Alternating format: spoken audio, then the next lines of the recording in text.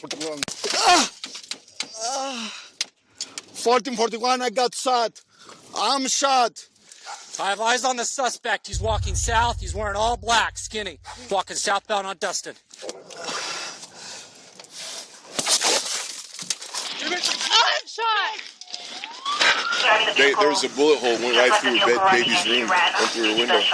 It's just a few minutes before 11 a.m. when a dreadful sound pierces the quiet calm of an ordinary Monday morning. Residential security cameras go from capturing birds and the occasional passing car to recording the opening moments of an unfolding nightmare. The 911 switchboard immediately lights up with dozens of calls pouring in from terrified residents who can't imagine what form of unthinkable hell has shattered the morning peace. There's gunfire, there's automatic gunfire, there's fire, they're shooting, and there are people out on the street, and there's yelling, and somebody's shooting. Oh my God, get on your ground, hurry! Ma'am, can you get in a safe location? I'm in a safe location. Okay, can you guys get down? Yes. Can you guys see anyone? Yes. I know, they're outside and they're shooting.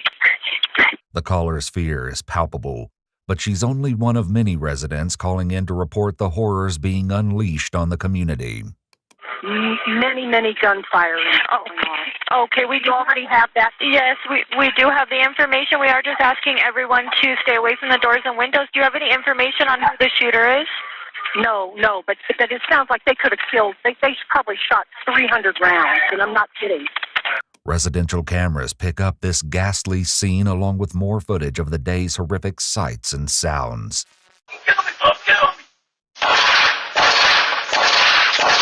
Moments later, a lone figure dressed in black walks ominously down the street. The chaos in Farmington is not over, and the 911 calls keep coming. Do you see anything? No, there's a lady here. She's bleeding right now. They're shooting on Dustin. It's going off like crazy right now. Okay. Are you okay? He shot through my window. You shot through your window? Yes, I have a hole in my window. The lady shot through her window. We need an ambulance. There's a guy down out in the street. Emergency services are on the way to a scene very much still in progress.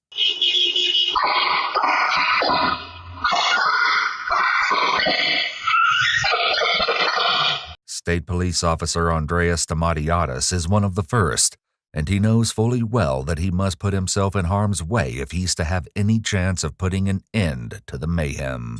4041 sitcom, create a call. They have shots fired at East Navajo Street, multiple casualties.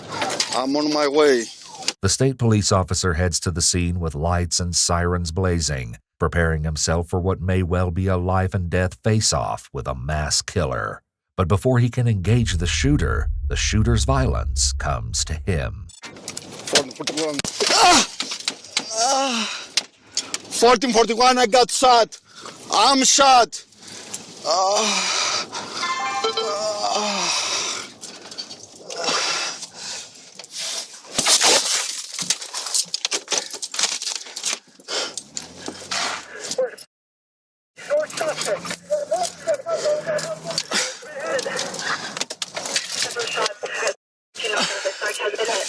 As the officer drives to the hospital, you can hear over the radio, the chaos is far from over. Farmington Police Officer Benjamin Jimmett is on the ground and closing in on the shooter. He gets news that turns a very bad day into something much worse. He's in front of the Methodist Church, walking southbound on Dustin. Copy, mill in all black southbound on Dustin, Methodist Church. I'm being told he's got an automatic weapon. Hey, Farmington Police! It's your hands! He just took off, White House, directly south of the church. More shots are being fired. Sarge, stop right there. Stop right there. Make a contact team. Give me another unit to Dustin and Apache. Dustin and Navajo. Right here. Follow me. Right up here by the White House. White House on the west east side. West side. As Officer Jimmett runs into a confrontation with mortality, Sergeant Rachel DeCenza slams the pedal to the floor to arrive at the chaotic scene as quickly as possible.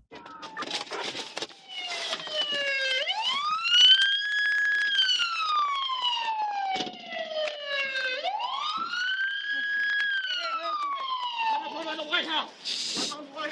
White house on the left east side. Left side. Hey, police, get out of the way. Get shots fired. Get back inside, people.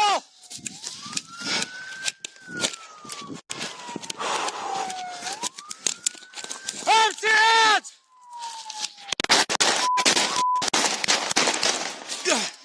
I'm good.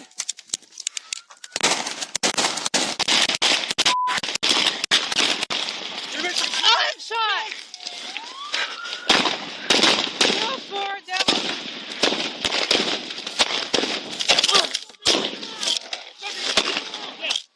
Are you okay? Okay, you hit. Where you hit? Where? The legs Where's your are tourniquet? Where's your tourniquet?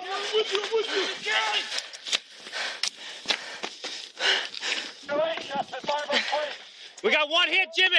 Give me a medic here for Sarge. As one of the bullets takes the sergeant down, Officer Jemmett shouts out an order that everyone had been waiting to hear. Subject's down! Subject is down! Cease fire! Cease fire! Move up. Single shot. Hey! We're securing! In the midst of the chaos, the officers had managed to take down the shooter. Do not move! Do not move! I got cuffs right here. Cuff him. Here we go. 428. Subject is down. He is secured. We need 55, 1018. Officer down. While the suspect is in their control, the urgency surrounding Sergeant DeSenza is of immediate concern, and Farmington officers do everything they can to get her medical attention as soon as possible. Just breathe.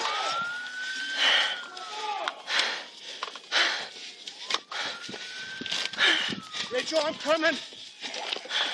Where else you hit, Rachel? I don't know. I just... Okay, I'm here, all right?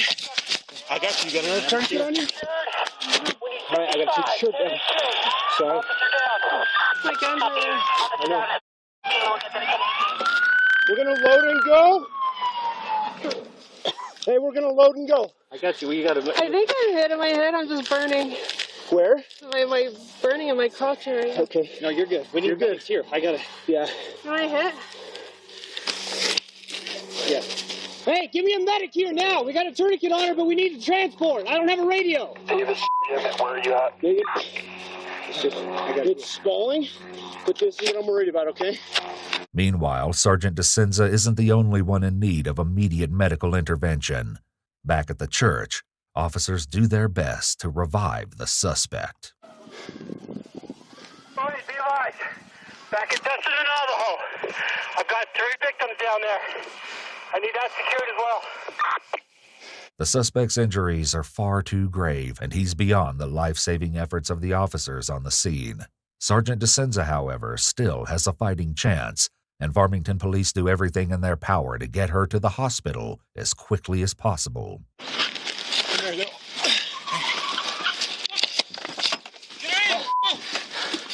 Just jump that on the ground. Get in, Rachel.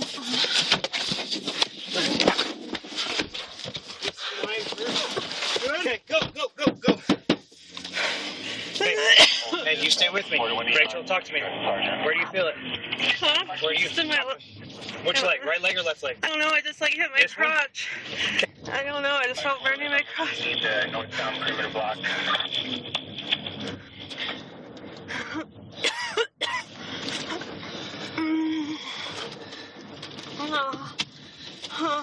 Just stay with me. Breathe. Things remain at the highest intensity for police still on the scene. They may have believed that this was the end of a harrowing day in the field, but that isn't the case. I need all individuals working this scene to be aware there could be a possible second shooter. I'll be aware on that. With news now coming over the airwaves of a possible second shooter, Jemmett and the other officers work to make sure area residents are safe. Hello, affirmative police! Occupants of affirmative police! I understood you took rounds! Ma'am, there's an active shooter! Sir, there's an active shooter. We need to check to make sure you're okay. I have medics working on... Nobody's there? Church of Christ. I need all individuals working this scene to be aware there could be a possible second shooter. I'll be aware. Nobody lives there? Okay, are you guys injured? Anyone injured here? Okay, good. Please just go inside. I need a couple of units. We need to clear this house where it may have started from. The officers have no idea what new horrors might be waiting for them at the active shooter's address, as the threat of a second shooter still lurks in the background. All right. Lots of rounds in here. Spent rounds. Farmington Police! You got rounds? Yeah, several rounds. Farmington Police, if you're in there, make yourself known! Yeah, so what you got? Hey, we got multiple spit rounds in here, okay? All right.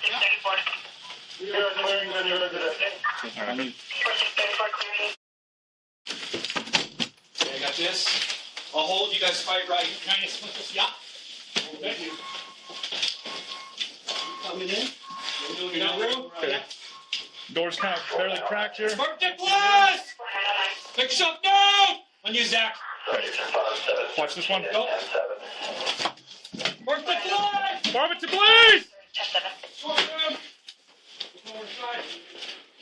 Chicken bed. Available unit. I need one. Good. On that bed. Yeah. Police continue clearing the suspect's house, knowing that danger could lurk behind every dark corner. Short room. Looking over the side. Check under bed. Good. Okay. Got a round on the ground. How's this bathroom? Chris! We're clear on this side. Coming to you. You cleared the laundry room?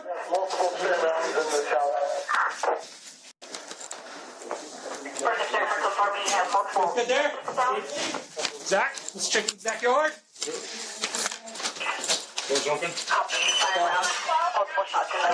As the officers move cautiously into the shooter's backyard, a dark shed looms on the suspect's property, along with 2 vehicles and a camper.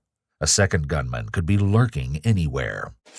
I got the shed. Nice and slow, guys. Nice and slow. Deep breath. Cover that camper. Zach, we're going to move up. Let's get another unit on us. Come up. Hold on the camper. Hold on this van right here. Got the van. Okay, you're good on the van? Yep. Zach and I are going to move to the shed, and then we'll come back to you. Okay. Here we go. Park the police! Back yourself down! Park the police!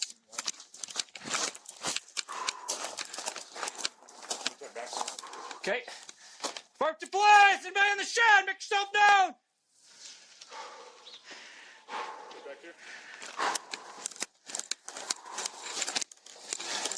Good. Park the police! Make yourself known. Got a dog. Park the police! Not concerned about the dog right now. Stand by. I got a dark corner. Park the police! Make yourself known! Got a rifle. Muzzle loader. Park the police! Make yourself known! The police work to secure the rest of the property, but it isn't long before Officer Gemmett's adrenaline starts to wear off. Sarge, I'm starting to crash. All right, we'll get you released. You good? Yeah, I'm just adrenaline dump is coming out. I'm starting to crash. I need some water or something. I don't know, wherever. I'm around the corner. I need to go to my unit. I need to call my wife. En route to the hospital, Sergeant DeSenza tries to determine how badly she's been injured.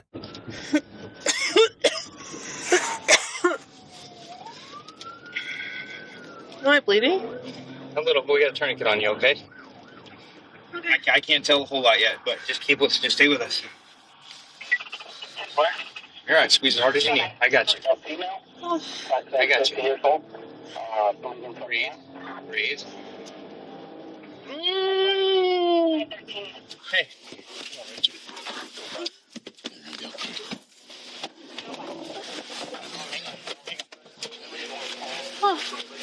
You're all right. You're all right. You're all right. Officer Stamatiadis, who's seeking treatment for his own gunshot injury, arrives at San Juan Medical Center.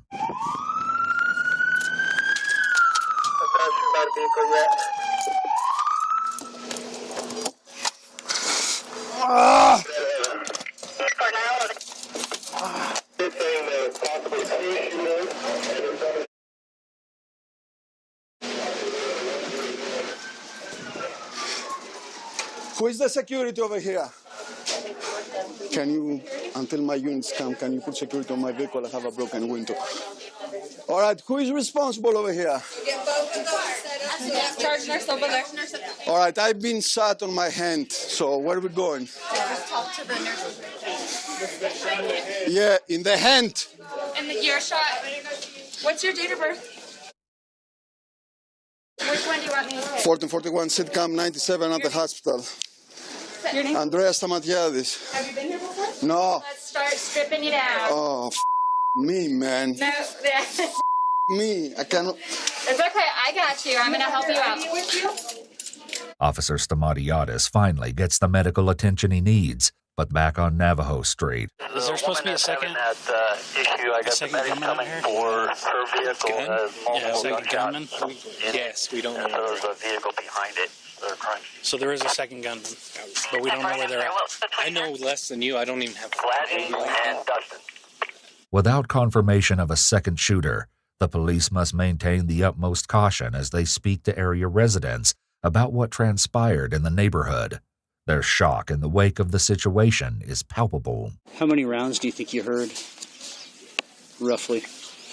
I had heard at least 50 when I called dispatch, and I'm guessing another 30 more.